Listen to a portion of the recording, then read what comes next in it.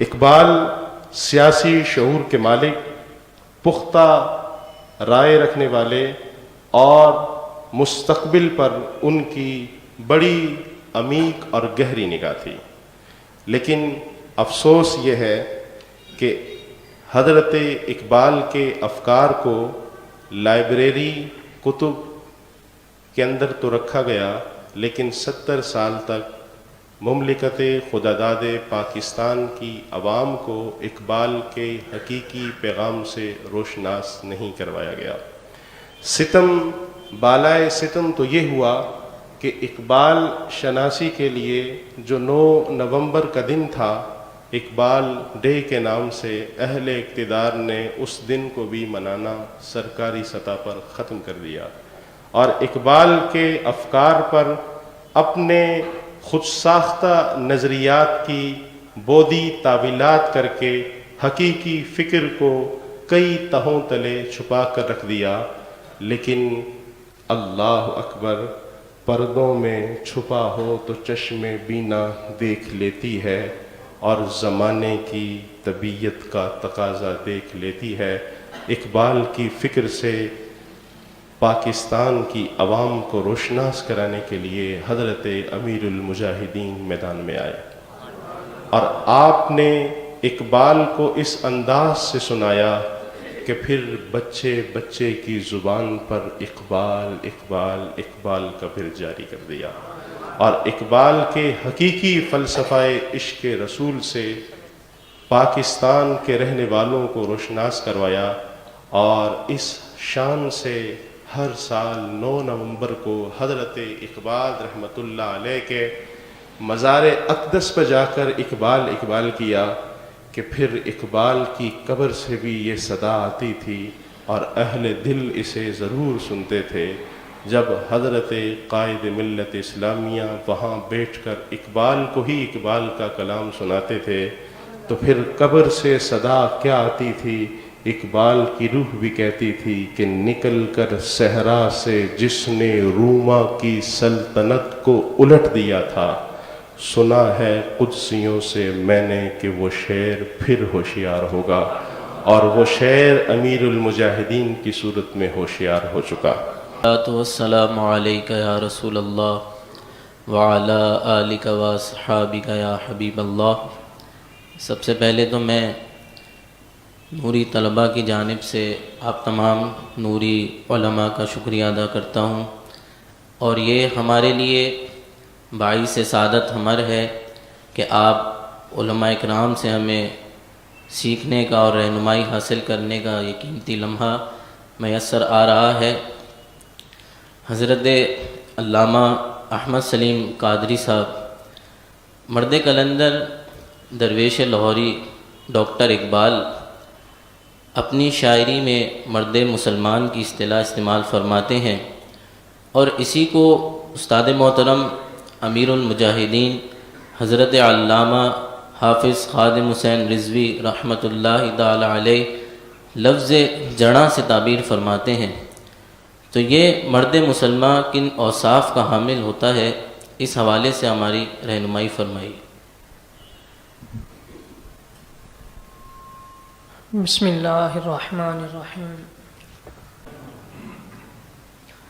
سب سے پہلے تو بزم نور مصطفیٰ صلی اللہ تعالیٰ علیہ وآلہ وسلم کو اس بات پر مبارکباد پیش کرنا چاہتا ہوں کہ انہوں نے اس خوبصورت عنوان کے ساتھ اس مکالماتی نشست کا انعقاد فرمایا۔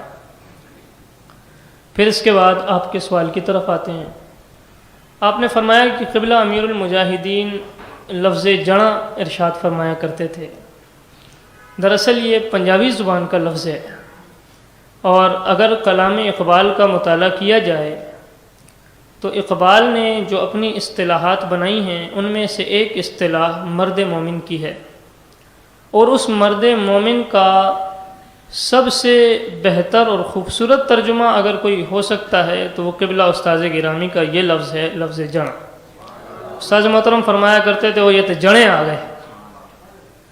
اور یہ کسے کہا جاتا ہے؟ دراصل وہ شخص جو ان تمام صفات کا حامل اور جامع ہو کہ جس سے ایک مسلمان کو متصف ہونا چاہیے، تو جب وہ اس مقام پر پہنچ جاتا ہے، جب ان صفات کو وہ اپنا لیتا ہے، تو پھر اسے اقبال نے مرد مومن کا نام دیا ہے، اور قبلہ استاذ گرامی نے لفظ جڑاں سے تعبیر فرمایا ہے۔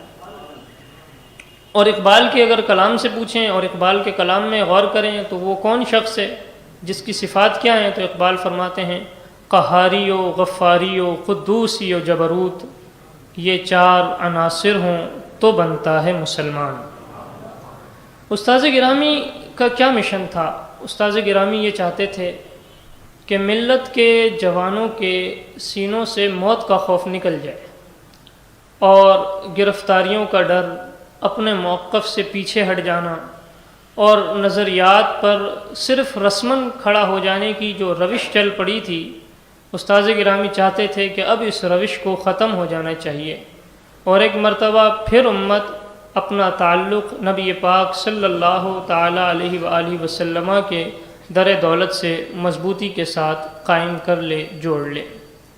اسی لیے آپ کو یاد ہوگا کہ کراچی کے ایک خطبے میں استاذ محترم نے واضح الفاظ میں ارشاد فرمایا تھا کہ اہلیان کراچی پر یہ تحریک لبیک یا رسول اللہ کا احسان ہے کہ تحریک لبیک یا رسول اللہ نے کراچی کے جوانوں کو در رسول کا رستہ دکھا دیا ہے، اور انہیں کسی اور برائی کی طرف جانے سے بچا لیا ہے۔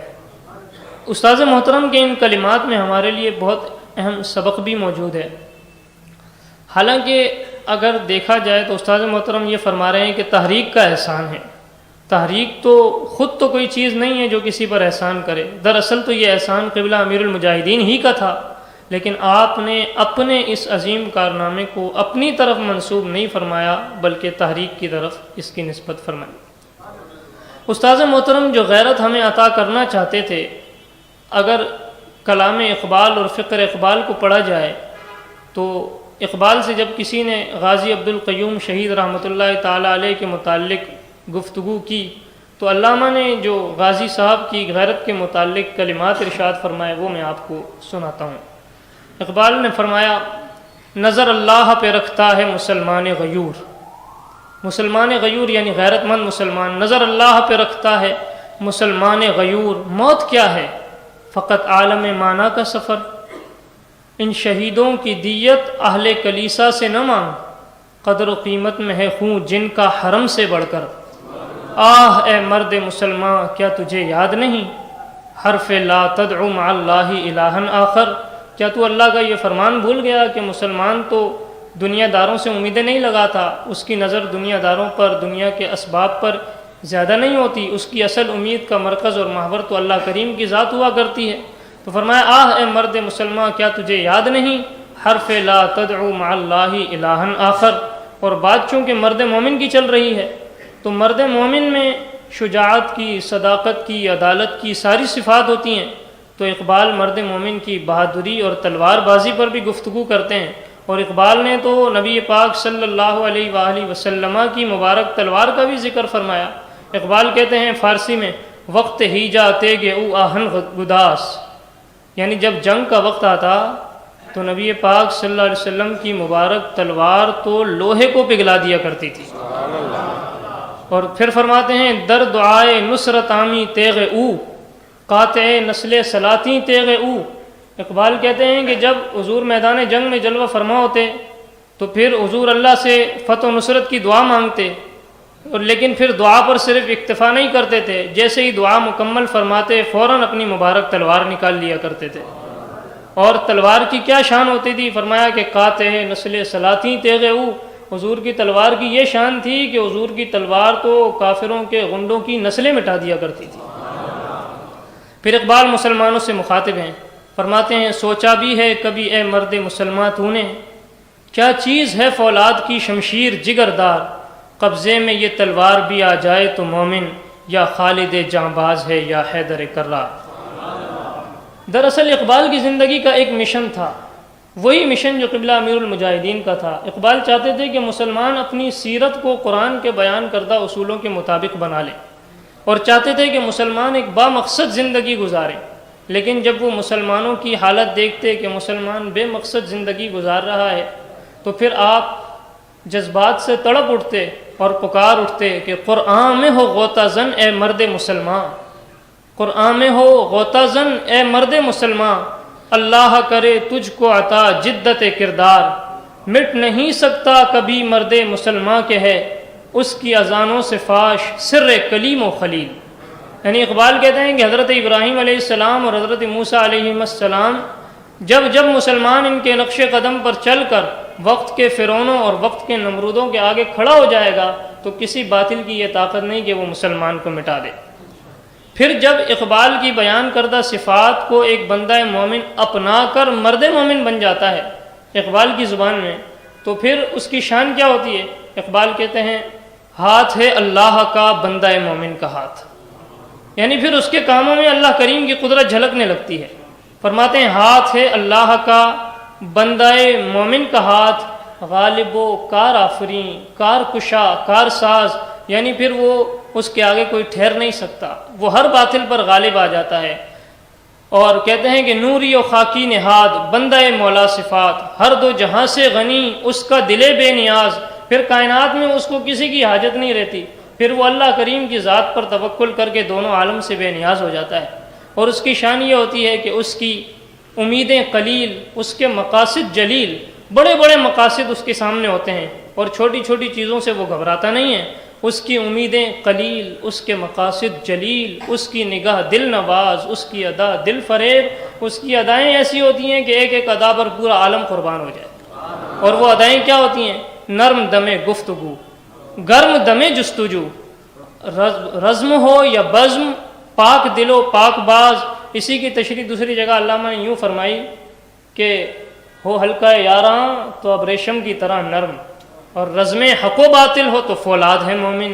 یعنی اپنے لوگوں میں بیٹھا ہو اور اپنوں کے درمیان بیٹھا ہو تو بڑی نرم گفتگو فرمات کرتا ہے اور بڑے پیار سے پیش آتا ہے، لیکن جب بات حق اور باطل کے مقابلے کی آ جائے تو مومن سے سخت کائنات میں کوئی چیز ہوتی بھی نہیں ہے۔ پھر کہتے ہیں کہ ہاں ملت کے نوجوانوں سے مخاطب ہو کر کے، کیا تم چاہتے ہو کہ تم میں یہ اوصاف پیدا ہو جائیں؟ اگر تم چاہتے ہو کہ تم میں یہ اوصاف پیدا ہو جائیں تو میں تمہیں چند اسباق بتاتا ہوں۔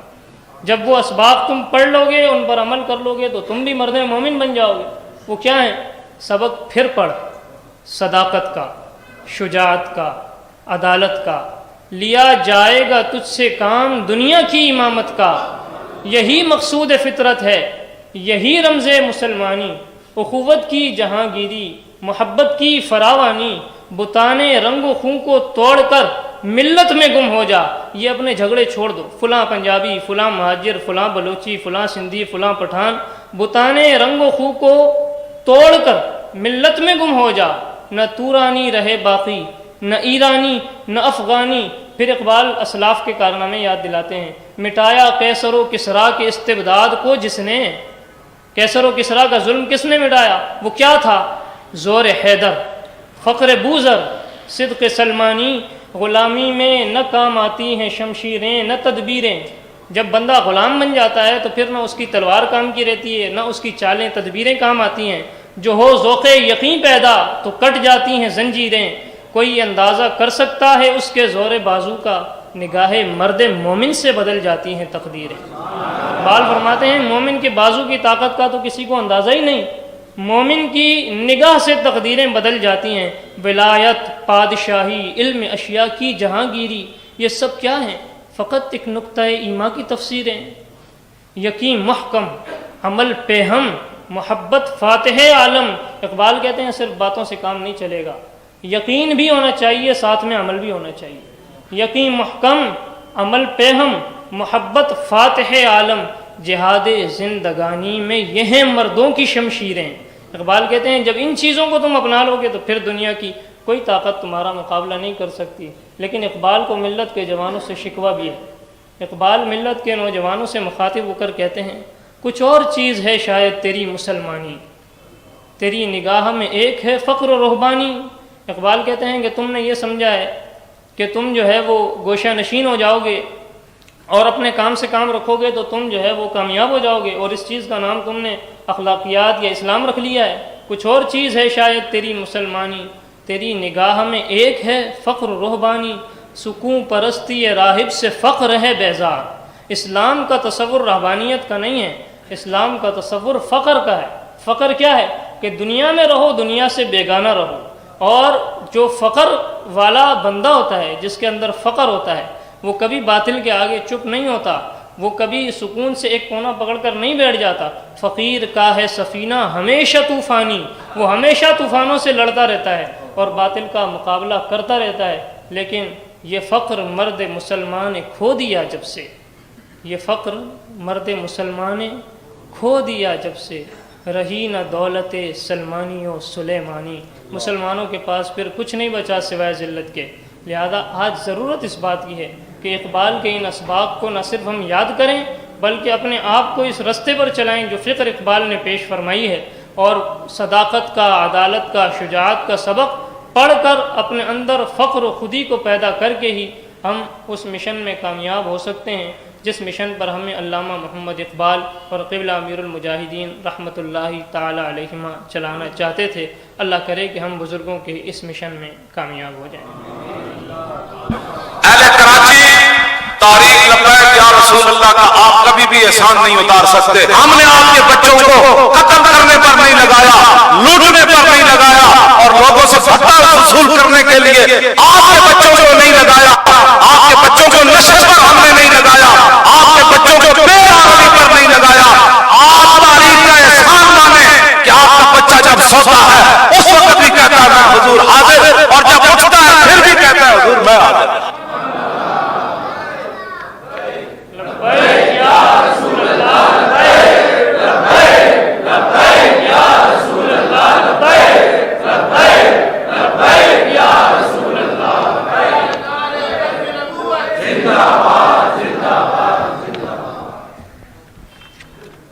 بسم اللہ الرحمن الرحیم، الصلاة والسلام علیک یا رسول اللہ وعلی آلک واصحابک یا خاتم النبیین۔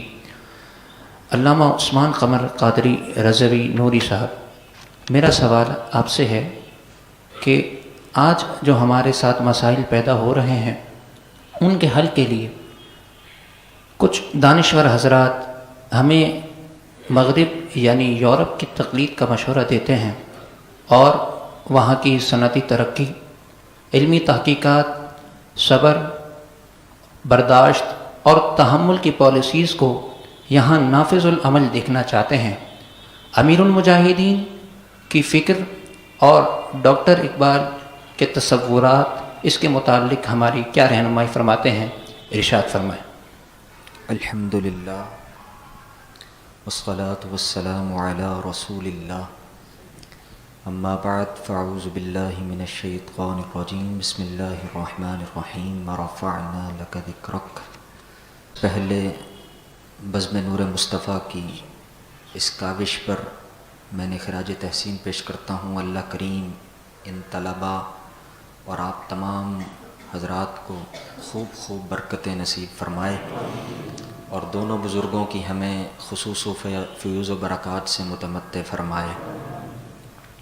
آپ نے قبلہ امیر المجاہدین رحمۃ اللہ تعالی علیہ کے متعلق سوال کیا، بلکہ آپ نے یورپ کے متعلق سوال کیا کہ اس کی تقلید کا مشورہ آج دیا جاتا ہے۔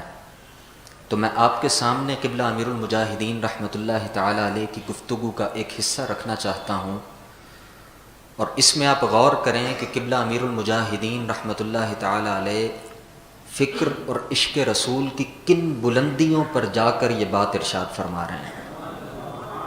آپ فرماتے ہیں میری پوری زندگی میں، میری تقریر میں کوئی بندہ یہ ثابت نہیں کر سکتا کہ میں نے کبھی کسی کافر کی تعریف کی ہو، میں نے کبھی ان کی سڑکوں کی تعریف کی ہو، میں نے کبھی ان کے کسی ملک کی تعریف کی ہو۔ میری پوری تقاریر میں آپ نے فرمایا کوئی بندہ ثابت نہیں کر سکتا کہ میں ان سے کبھی متاثر ہوا ہوں۔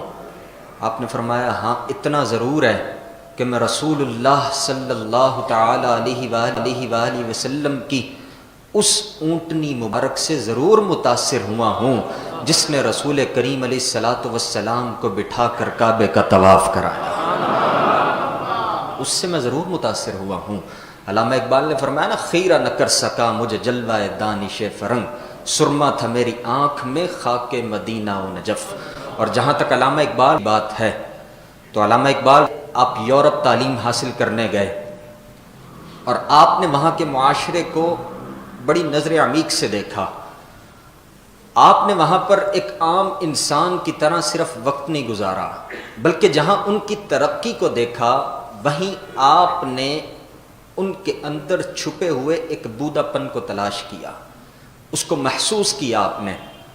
اور محسوس کرنے کے بعد مسلمانوں کو آ کر بتایا کہ یہ جو چمکتی ہوئی ایک تہذیب نظر آتی ہے، ایک مسلمانوں کو وہاں روشنی نظر آتی ہے، فرمایا ایسا کچھ نہیں ہے، وہاں صرف اندھیرا ہی اندھیرا ہے. آپ نے فرمایا وہاں کچھ بھی نہیں ہے. اور جو لوگ ہمیں جو رہنما مغرب کے پیچھے چلنے کی تلقین کرتے ہیں، آپ نے فرمایا وہ اندھے ہیں. اور آپ نے اشعار کی صورت میں اس بات کا اظہار کیا، نظر آتے نہیں بے پردہ حقائق ان کو، آنکھ جن کی ہوئی محکومی و تقلید سے کور. جب آنکھ میں ہی غلامی بھر دی گئی، آنکھ ہی محکوم ہے، تو پھر آگے غلامانہ مزاج ہی نظر آئیں گے. بندہ غلامی کی طرف ہی چلتا ہوا نظر آئے گا. زندہ کر سکتی ہے ایران و عرب کو کیوں کر یہ فرنگی مدنیت کے جو ہے خود لبے غور، ان کی تہذیب تو خود قبر میں گرنے والی ہے. یہ کہاں عالم اسلام کو حیات کا پیغام دے سکتی ہے. علامہ اقبال نے وہاں کے مفاسدات کو تلاش کیا اور اس کو دیکھا اور آپ نے بیان کیا. آپ نے فرمایا یہ عیش و عشرت، یہ حکومت، یہ تجارت، دل سینہ بے نور میں محروم تسلی. آپ نے فرمایا تاریک ہے افرنگ مشینوں کے دھوئیں سے، یہ وادی ایمن نہیں شایان تجلی. وہاں پر آپ کو بڑی بڑی انڈسٹریز نظر آئیں گی، دھواں چلتا ہوا نظر آئے گا. تاریخ ہے افرنگ مشینوں کے دھوئیں سے، یہ وادی ایمن نہیں شایان تجلی. آپ نے فرمایا یہ مغرب کی رونق، حکومتوں کی آن بان شان، ان کا اتنا بڑا اقتدار، سب کچھ ہے، لیکن وہاں کے لوگ نور یقین کی نعمت سے محروم ہیں. وہاں ایسا کچھ نہیں ہے. اور پھر آپ نے فرمایا بات یہ ہے کہ وہاں کے لوگوں میں ایک بے چینی پائی جاتی ہے. اور صنعتی ترقی کا جو دھواں اٹھتا ہوا نظر آتا ہے نا، اس کے ذریعے انہوں نے بجلی سے ایک روشنی تو کر لی، لیکن وہ عالم الغیب وحدہ لا شریک رب ذوالجلال کی روحانیت کی تجلی سے وہ لوگ محروم ہیں. علامہ اقبال نے قیام یورپ کے دوران مغربی تہذیب کی ساری قباحتوں کو ملاحظہ کیا اور اچھی طرح دیکھنے کے بعد آپ نے فارسی اشعار میں ان کا اظہار کیا. آپ نے فرمایا آہ یورپ زی مقام آگاہ نیست، بچشم خود بے نظر نور اللہ نیست. آپ نے فرمایا او ندانت از حلال و از حرام، حکمتش خامست کارش ناتمام.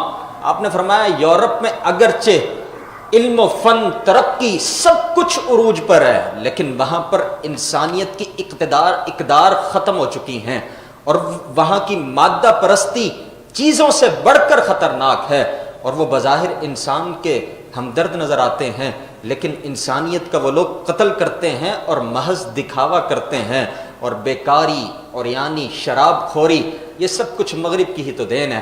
اور پھر علامہ اقبال نے فرمایا اگرچہ یورپ میں بہت روشنی علم و ہنر ہے، حق یہ ہے کہ بے چشمہ حیوان ہے یہ ظلمات. رعنائی تعمیر میں رونق میں صفا میں، گرجوں سے کہیں بڑھ کر ہے بینکوں کی عمارات.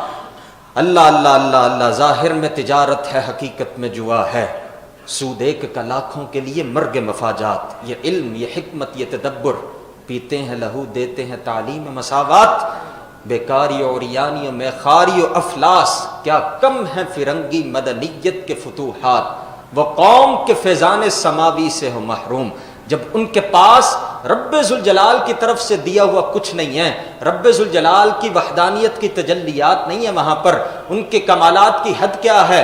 حد ان کے کمالات کی ہے بس برق و بخارات. وہ بہت بڑی انڈسٹریز لگا لیں گے، روشنیاں پیدا کر لیں گے، بڑے بڑے کمکمے وہاں پر لگ جائیں گے، روشنی ہو جائے گی، لیکن اس سے بڑھ کر کچھ نہیں ہے ان کے پاس. اس واسطے ساڈے کسے علامہ اقبال بھی گیا تے کہندا خیرہ نہ کر سکا مجھے جلوہ دانش فرنگ. اقبال یورپ دی ایک چیز دی بھی آ کے تعریف نہیں کی تھی. ہاں بالکل، وہ پڑھ کے آیا اتھوں. آج جناب جیڑا جانا اتھے رنگ جرنگ واپس آندا. میں بتیاں ویکھیاں، میں کہا اقبال تو بتیاں نہیں ویکھیاں؟ تو انہاں دی ترقی نہیں ویکھی. اقبال کہنا جلنا ہویا خیرہ نہ کر سکا مجھے جلوہ دانش فرنگ. سرما تھا میری آنکھ کا خاک مدینہ و نجف. زمستانی ہوا میں گرچہ تیزی تھی شمشیر کی, لندن میں بھی نہ چھوٹے مجھ سے آداب سالخیز. فریاد سے افرنگ و دل آویزی افرنگ, فریاد سے شیرینی و پرویزی افرنگ. عالم ہما ویرانا از چنگیزی افرنگ. معمار حرم باز بتا بیر جہاں خیز, از خواب گراں خواب گراں خواب گراں خواب گراں. بیا اقبال جامع از خمستانی خودی در کش. اقبال دیکھو اللہ کو تے انہوں ہویا کچھ نہیں تے واپس آ کے کہنے لگا میں منحوسہ وچ رہے تے ہاں نا. پھر اپنے آپ نو کہنا بیا اقبال جامع از خمستانی خودی در کش, کہ تو از میں خانہ مغرب سے خود پہ گانا نہیں آئی. کیا جی حالانکہ انہوں ہویا ہی اتھے کچھ نہیں. واپس آ کے کہنا ادھر جلیا تو یورپ میں جتنی دیر رہا حضور دی محبت ہو جا پی.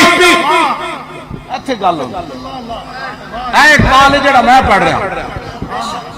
کیوں جی میں آکھا تو پڑھن نہیں گیا؟ کہنے لگا کیا؟ میں آکھا پھر کی کھٹے ہی اٹھو؟ کہنے لگا مدت ماہوے تگو دو بودام, رازدانے دانش نو بودام, باغبانہ امتحانم کردان اور محرم گلستانم کردان. گلستان لال ازار عبرت جو گلے کاغذ سرابے نکھتے, تازے بندے ای گلستان رستان, آشیاں اور شاخ طوبہ بستان. اقبال کہنے لگا جناب میں اتھے پڑھیا, میں بھی بڑا سر کھپایا. میں آکھا پھر کہنے لگا اتھے دے پروفیسر میرے کو امتحان لیا. میں کہا پھر کہنے انہوں نے میں سند جاری کی تھی. میں کہا پھر کہنے لگا میں پورا یورپ پھریا, میں ایک بھی بندے دا پتر اتھے کوئی نہیں ملتا.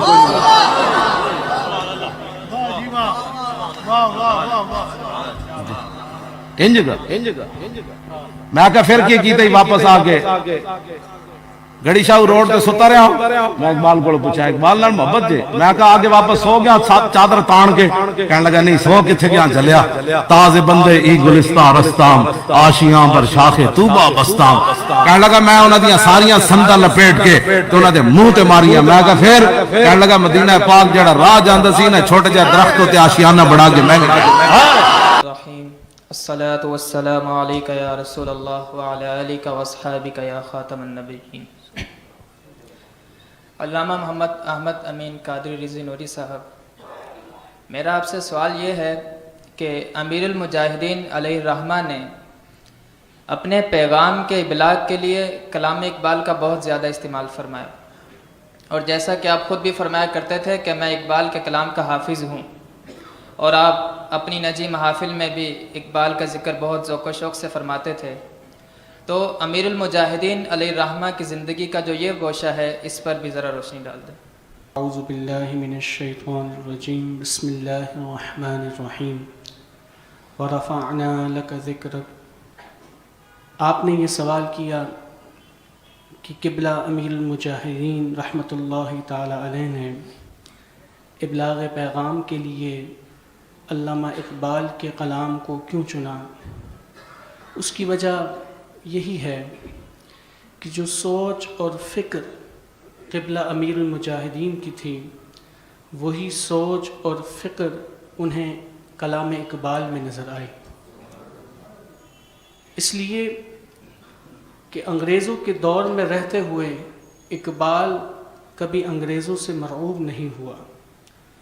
اگر علامہ اقبال چاہتے تو وہ کوئی منصب کوئی مقام اپنا ان سے حاصل کر لیتے, لیکن وہ کیا چاہتے تھے خود اپنی شاعری میں فرماتے ہیں, ہوا ہو ایسی کہ ہندوستان سے اے اقبال اڑا کے مجھ کو غبار رہے حجاز کرے. اور اقبال کی علامہ اقبال رحمۃ اللہ تعالی علیہ کی شاعری کا اگر مطالعہ کیا جائے تو ہمیں ان کی شاعری میں بہت کچھ نظر آتا ہے. کہیں پر حمیت کا درس نظر آتا ہے, کہیں جہاد کی فکر نظر آتی ہے, تو کہیں ان کی شاعری جو ہے قرآن و سنت کی تشریح کر رہی ہوتی ہے, اس کی ترجمانی کر رہی ہوتی ہے. اور قبلہ امیر المجاہدین آپ کا بھی یہی مقصد تھا کہ میں امت مسلمہ کے اندر کہ جو انہیں ان کی اسلاف کی تاریخ تھی, جو اسلاف کے کارنامے تھے, اور جو قرآن و سنت کا حقیقی درس تھا وہ میں اپنی امت تک پہنچا دوں. اور اقبال کے کلام کو اٹھا کر دیکھا جائے تو وہ بھی ہمیں یہی پیغام دیتے ہوئے نظر آتے ہیں. جیسے کہ ابو داؤد شریف کی حدیث ہے کہ وہ حدیث مبارکہ سیدنا زید بن اسلم اپنے والد سے روایت کرتے ہیں. آپ فرماتے ہیں سمعت عمر یقول کہ میں نے سیدنا فاروق اعظم کو فرماتے ہوئے سنا امرنا رسول اللہ صلی اللہ تعالی علیہ وسلم یوما ان نتصدق کہ ایک دن نبی کریم صلی اللہ علیہ وسلم نے ہمیں صدقہ کرنے کا حکم فرمایا. فوافق ذلك مالا عندی تو اس دن اتفاق سے میرے پاس مال موجود تھا. فقلت تو میں نے دل میں یہ کہا کہ الیوم اسبق ابا بکر ان سبقته یوما کہ اگر کوئی دن ہے کہ میں سیدنا صدیق اکبر سے سبقت لے جاؤں تو وہ آج کا دن ہے. یہ ہے صحابہ کرام کی فکر کہ حضور پر قربان کرنے کے لیے سبقت لے جانے کی کوشش کرتے تھے. سیدنا فاروق اعظم فرماتے ہیں فجئت بنصف مالی میں اپنا آدھا مال حضور کی بارگاہ میں لے آیا. فقال رسول اللہ صلی اللہ تعالی علیہ وسلم ما ابقیت لأہلک اے عمر اپنے گھر والوں کے لیے کیا چھوڑا ہے؟ قلت میں نے کہا مثلہ یا رسول اللہ جتنا یہاں لے کر آئے ہوں اتنا مال اپنے گھر والوں کے لیے چھوڑا ہے. قال وأتى ابو بکر بكل ما عنده کہتے ہیں کہ پھر سیدنا صدیق اکبر آ گئے اور کیا لائے؟ کل ما عنده جو کچھ ان کے پاس تھا سب کا سب لے آئے. فقال رسول اللہ صلی اللہ تعالی علیہ وسلم ما ابقیت لأہلک اے ابو بکر اپنے گھر والوں کے لیے کیا چھوڑا ہے؟ تو وہ کہنے لگے ابقیت لہم اللہ ورسولہ میں نے ان کے لیے اللہ اور اس کے رسول کو چھوڑا ہے. تو سیدنا فاروق اعظم فرماتے ہیں کہ لا اسابقک الی شیء ابدا اے ابو بکر میں آپ سے کسی معاملے میں بھی سبقت نہیں لے جا سکتا. اسی بات کو اسی حدیث مبارکہ کو اقبال نے اپنی شاعری میں اپنے انداز سے پیش کیا. کہتے ہیں کہ ایک دن رسول پاک نے اصحاب سے کہا دے مال راہ حق میں جو ہو تم میں مالتا. ارشاد سن کے فرت طرف سے عمر اٹھے اس روز ان کے پاس تھے درہم کئی ہزار. یعنی فرت طرف کہتے ہیں کہ خوشی کے مارے کہ آج مجھے موقع مل گیا. اور کیا کہہ رہے تھے؟ دل میں یہ کہہ رہے تھے کہ صدیق سے ضرور بر کر رکھے گا آج قدم میرا راہوار. لائے گرس کے مال رسول امی کے پاس ایثار کی ہے دست نگر ابتداء کار. پوچھا حضور سرور عالم نے اے عمر اے وہ کہ جوش حق سے تیرے دل کو ہے قرار. رکھا ہے کچھ عیال کی خاطر بھی تو نے کیا؟ مسلم ہے اپنے خیش و اقارب کا حق گزار. کی عرض نصف مال ہے فرزند و زن کا حق باقی جو ہے وہ ملت بیدا پہ ہے نثار. اتنے میں وہ رفیق نبوت بھی آ گیا اتنے میں وہ رفیق نبوت بھی آ گیا جس سے بنائے عشق و محبت ہے استوار. وہ لے آیا اپنے ساتھ وہ مرد وفا سرشت ہر چیز جس سے چشم جہاں میں ہو اعتبار.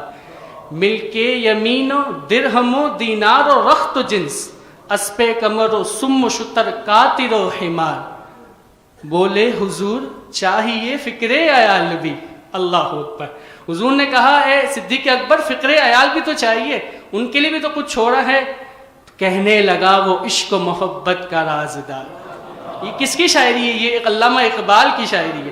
کہنے لگا وہ عشق و محبت کا رازدار اے تجھ سے دیدہ مہ و انجم فروغ غیر اے تیری ذات باعث تکوین روزگار. اللہ. پھر کیا جملہ ہے؟ قیامت تک کے لیے یہ جملہ ہے. پروانے کو چراغ ہے بلبل کو پھول بس صدیق کے لیے ہے خدا کا رسول بس.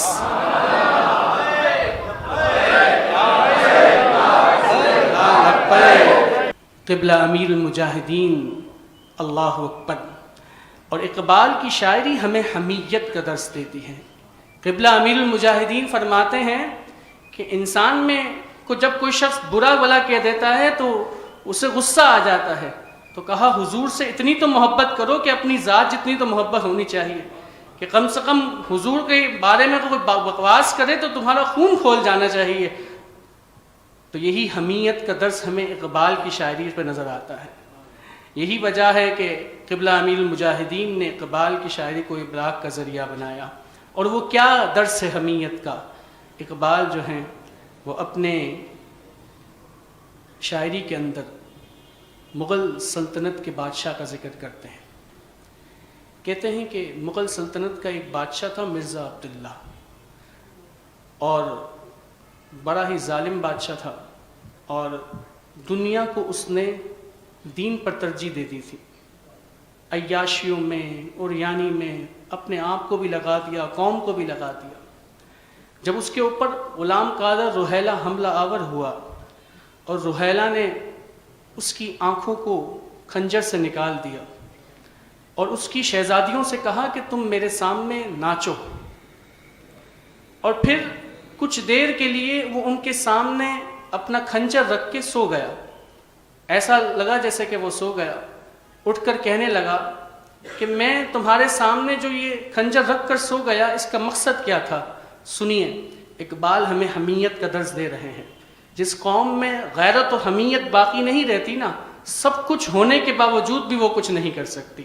اقبال اس واقعے کو اپنی شاعری میں اس طرح بیان کرتے ہیں: روہیلہ کس قدر ظالم جفا جو کی نہ پرور تھا، نکالی شاہ تیموری کی آنکھیں نو کے خنجر سے، دیا اہل حرم کو رقص کا فرما ستمگر نے، یہ انداز ستم کچھ کم نہ تھا آثار محشر سے، رکھا خنجر کو آگے اور پھر کچھ سوچ کر لیٹا، تقاضا کر رہی تھی نیند گویا چشم احمر سے. یعنی گویا کہ ایسا لگ رہا تھا کہ وہ سو چکا ہے.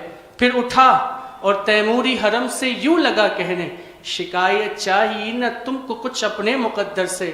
وہ روہیلہ کہنے لگا کہ آج جو تمہارے ساتھ معاملہ ہو رہا ہے، تم اس میں مقدر کو کوسو نہیں. یہ اس کی وجہ سے نہیں ہے، بلکہ کس وجہ سے ہے؟ میرا مقصد تھا اس سے کہ کوئی تیمور کی بیٹی مجھے غافل سمجھ کر مار ڈالے میرے خنجر سے، مگر یہ راز آخر کھل گیا سارے زمانے پر، حمیت نام ہے جس کا وہ گئی تیمور کے گھر سے.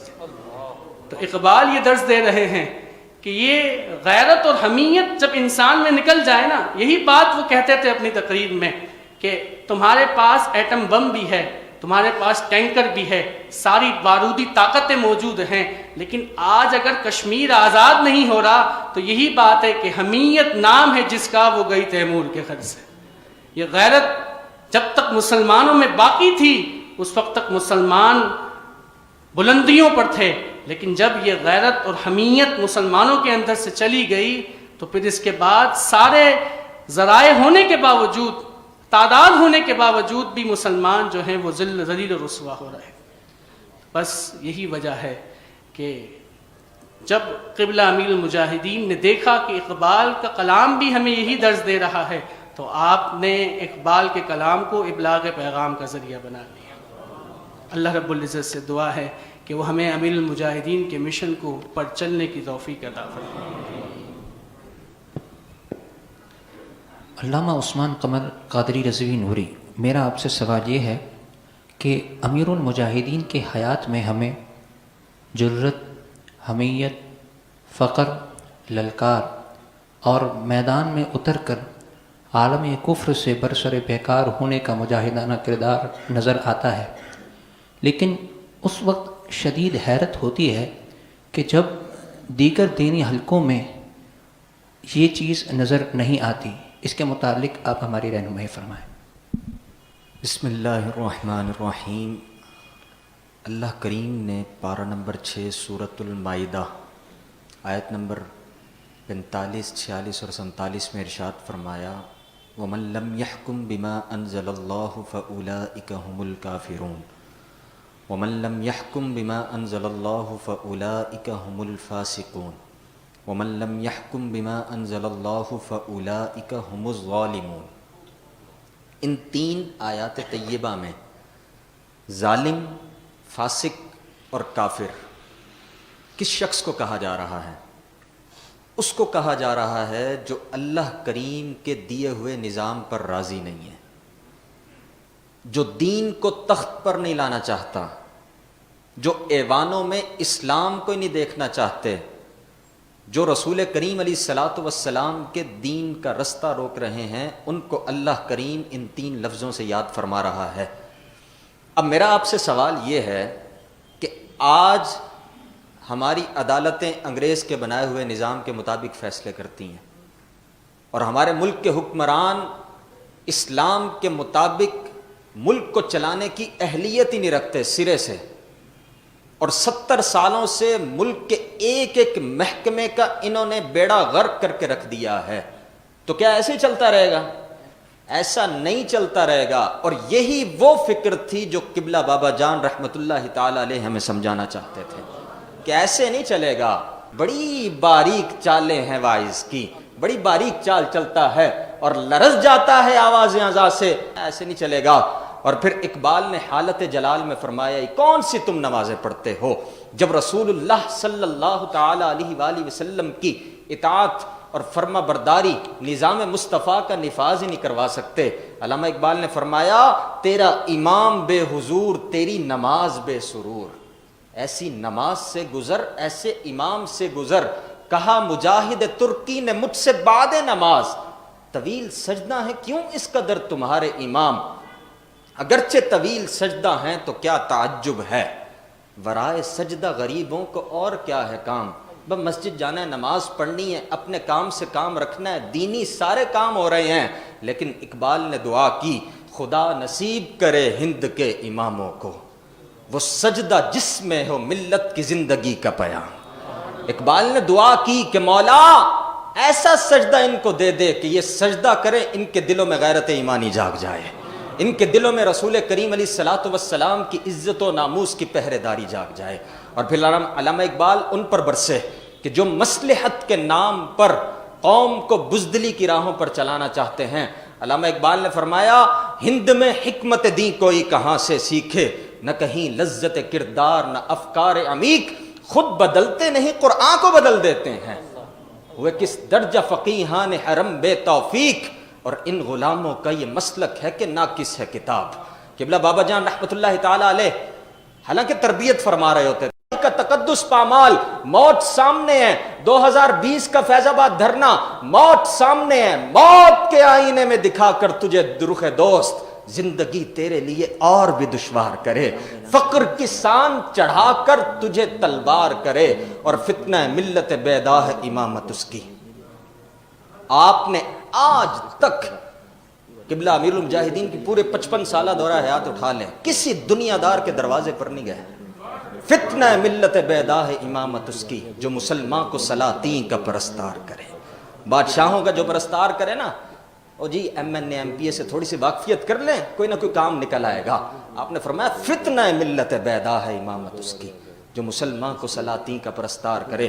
اللہ کریم ہمیں امامت کے ان جواہر کو سمجھتے ہوئے حقیقی امام چننے کی توفیق نصیب فرمائے، اور جو امامت کے حقدار ہیں ان کے پیچھے چلنے کی توفیق نصیب فرمائے، آمین۔ وما علی الا البلاغ۔ من سب نبیا، علامہ احمد سلیم نوری صاحب، آپ سے سوال یہ ہے کہ عشق رسول صلی اللہ علیہ وسلم جو استاد محترم کی حیات کا خلاصہ اور آپ کی مبارک فکر ہے، اور یہی علامہ اقبال کے یہاں بھی متاع حیات ہے، تو اس حوالے سے کچھ گفتگو فرمائیں۔ بسم اللہ الرحمن الرحیم۔ عشق رسالت مآب صلی اللہ تعالی علیہ وآلہ وسلم، یہ قبلہ امیر المجاہدین کے لیے اوڑھنا بچھونا بن چکا تھا۔ ان بزرگوں کے ان کو جو محبوب علیہ الصلاۃ والسلام سے عشق و وفا میں مقام حاصل تھا، اس کا تصور ہی عظیم تر، زندہ تر، پاکیزہ تر، تابندہ تر ہے۔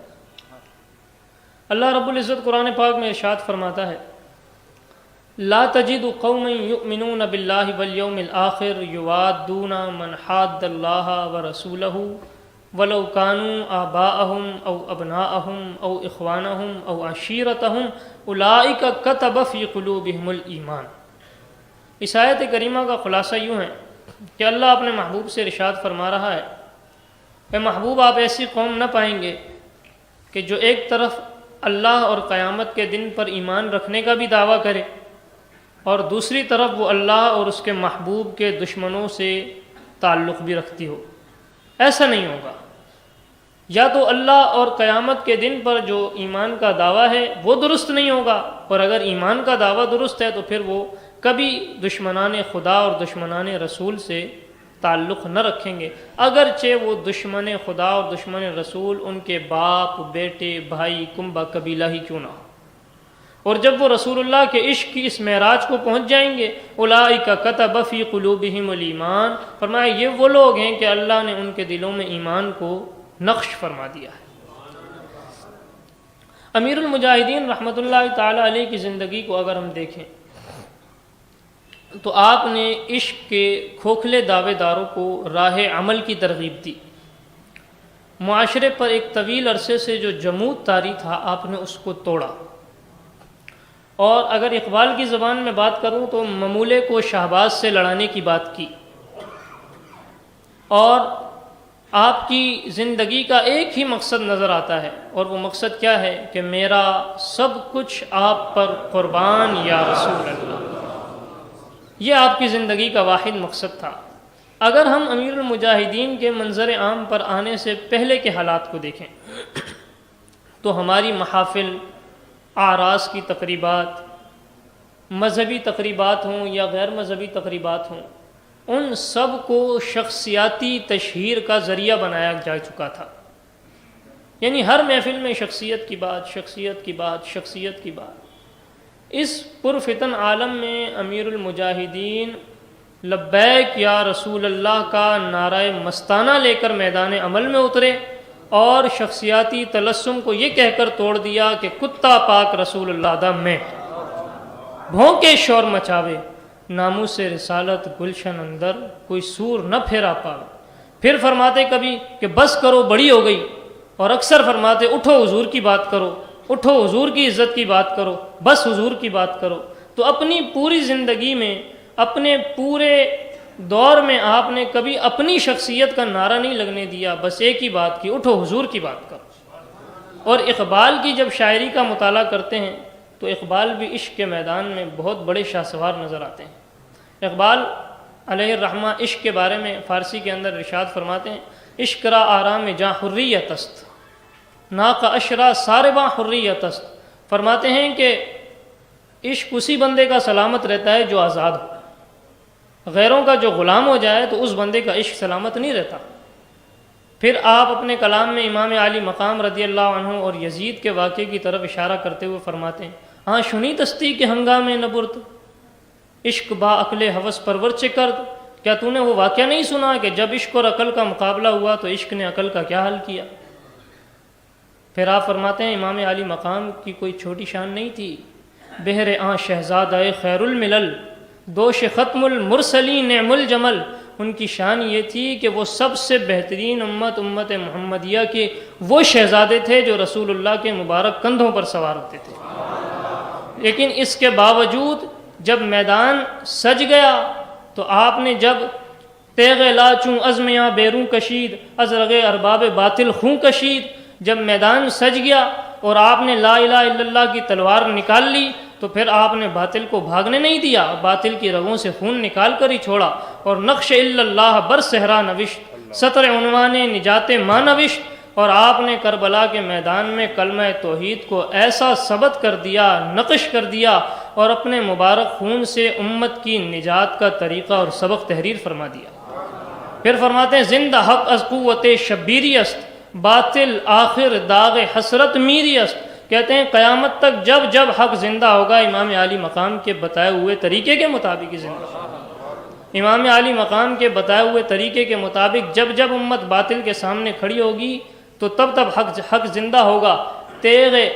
تیغ بہر عزت دین است و بس، مقصد او حفظ آئین است و بس۔ اقبال فرماتے ہیں امام علی مقام نے اچھی طرح سمجھا دیا کہ تلوار جب بھی بے نعام ہوگی تو دین کی عزت کے لیے بے نعام ہوگی۔ پھر فرمایا ما سو اللہ را مسلمہ بندہ نیست، پیش فرعونی سرش افگندہ نیست۔ اقبال کہتے ہیں قیامت تک مسلمان اللہ کے سوا اوروں کے در پر، دنیا داروں کے در پر نہیں جائے گا، اور مسلمان کا سر کبھی باطل کے آگے نہیں جھکے گا۔ کیونکہ اقبال کہتے ہیں مسلمان تو اسی رستے پر چلے گا نا جو امام علی مقام نے رستہ بتایا، اور امام علی مقام کا سر تو غیروں کے آگے نہیں جھکا۔ تو پھر اقبال ملت کے نوجوانوں سے مخاطب ہو کر کہتے ہیں قوت عشق سے ہر پست کو بالا کر دے، دہر میں اس میں محمد سے اجالا کر دے۔ فرماتے ہیں اپنے دل میں حضور کا عشق پیدا کر دو، اپنے دل میں حضور کا عشق پیدا کرو۔ دل سے عشق او توانا می شود، خاک ہم دوش سریا می شود۔ اقبال کہتے ہیں کہ جب اس خاکی بدن میں، اس خاک کے بنے ہوئے انسان میں حضور کا عشق آ جاتا ہے تو یہ سریا ستارے سے بھی زیادہ بلندی پر چلا جاتا ہے۔ اور عاشقان اوز خوبا خوب تر، خوش ترو زیبا ترو محبوب تر۔ اقبال کہتے ہیں حضور کے عاشق اتنی بلندی پر پہنچتے ہیں کہ ساری دنیا کے خود محبوب بن جاتے ہیں۔ امیر المجاہدین کو آپ دیکھ لیں، پوری دنیا ان سے محبت کرتی ہے کہ نہیں کرتی؟ ہر کلمہ پڑھنے والا ان سے عاشقان اوز خوبا خوب تر، خوش ترو زیبا ترو محبوب تر۔ اقبال کہتے ہیں اٹھو حضور کی بات کرو، ہو نہ یہ نام تو بلبل کا ترنم بھی نہ ہو نہ یہ پھول تو بلبل کا ترنم بھی نہ ہو، اور چمن دہر میں کلیوں کا تبسم بھی نہ ہو، یہ نہ ساقی ہو تو پھر میں بھی نہ ہو، خم بھی نہ ہو، بزم توحید بھی دنیا میں نہ ہو، تم بھی نہ ہو۔ اقبال کہتے ہیں یہ سارا عالم جو قائم ہے خیمہ افلاک کا استادہ اسی نام سے ہے، نوز ہستی تپش آمادہ اسی نام سے ہے، دشت میں دامن کوثر میں میدان میں ہے، بحر میں موج کی آغوش میں طوفان میں ہے، چین کے شہر مراکش کے بیابان میں ہے، اور پوشیدہ مسلمان کے ایمان میں۔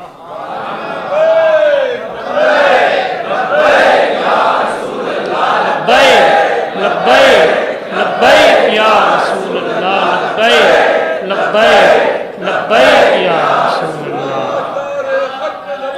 زندہ باد زندہ باد زندہ باد۔ پھر اقبال فرماتے ہیں چشم اقوام یہ نظارہ ابد تک دیکھے، رفعت شان رفعنا لک ذکرک دیکھے۔ اللہ اقبال فرماتے ہیں رفعنا لک ذکرک کا ذمہ اللہ نے لیا ہوا ہے، قیامت تک حضور کی شان بلندی ہوتی رہے گی۔ اور پھر مسلمانوں سے مخاطب ہو کر فرماتے ہیں ما سوی اللہ کے لیے آگ ہے تکبیر تیری، ما سوی اللہ کے لیے آگ ہے تکبیر تیری، تو مسلمان ہے تو تقدیر ہے تدبیر تیری، کی محمد سے وفا تو نے تو ہم تیرے ہیں، یہ جہاں چیز ہے کیا لوح و قلم تیرے ہیں۔ اقبال فرماتے ہیں حضور سے وفا کرو، اللہ لوح بھی تمہیں دے دے گا، قلم بھی تمہیں دے دے گا، پھر جو چاہے اپنی تقدیر لکھو، جو چاہے لکھنا، جو چاہے مٹا دینا، لیکن شرط یہ ہے کہ محمد سے وفا تو نے تو ہم تیرے ہیں، یہ جہاں چیز ہے کیا لوح و قلم تیرے ہیں۔ اللہ کریم ہمیں اپنے محبوب علیہ الصلاۃ والسلام کے سچے عشق کی دولت نصیب فرمائے۔